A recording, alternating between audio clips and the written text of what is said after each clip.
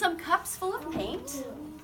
And I want you also to notice this bucket right here. This bucket is going to be your best friend today. It's called our slop bucket. It's super important.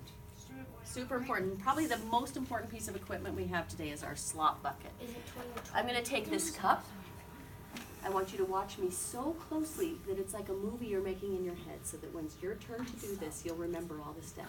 And you could even help a partner to do it too.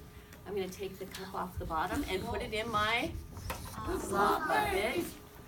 I have a cup that has 2 holes in it, and I'm going to string it up with this wire hanging from this pendulum. Remember, a pendulum is a weight on a line that can swing back and forth.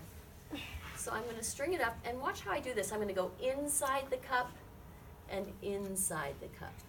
Inside, inside. Can you guys remember that? Inside, inside. That's how you get the wire onto the cup. I've got this stick that's poking a hole in the bottom of the cup, and the cup is full of paint. So right now the stick is plugging the hole, but when I pull the stick out, it's going to make the paint come out of the hole, right? So it's okay if it dribbles a little bit. The most important thing is that stick gets put in my slop bucket. Why don't you just pick it up? Is that your So here we with go. your name on the side? Is that your paper? This is your paper with your name on the side, okay? So I'm going to give it a little jiggle. That's kind of helpful to make sure that hole's plenty big. I'm going to pull the stick out, put the stick in my slop bucket, and give it a swing. Whoa. Now let's see what It's a tire see what kind of a line the motion of a pendulum makes. Are you surprised? We did recommend it was going to make circles, but what's different about what it's doing? It's going into the middle because it's slowing down. It put a baby in a spiral. That's not a spiral. Now, art friends, as an artist, I'm going to decide when I really like that pattern, and I'm really liking it right now. If you let it go too long, it just starts to make puddles and cover up the cool lines. So don't let it go too long. Pull it off and put your cup back on the bottom so it plugs up the hole. Then you're going to take the wire off, and you're going to put the whole thing in your best friend, your slop bucket.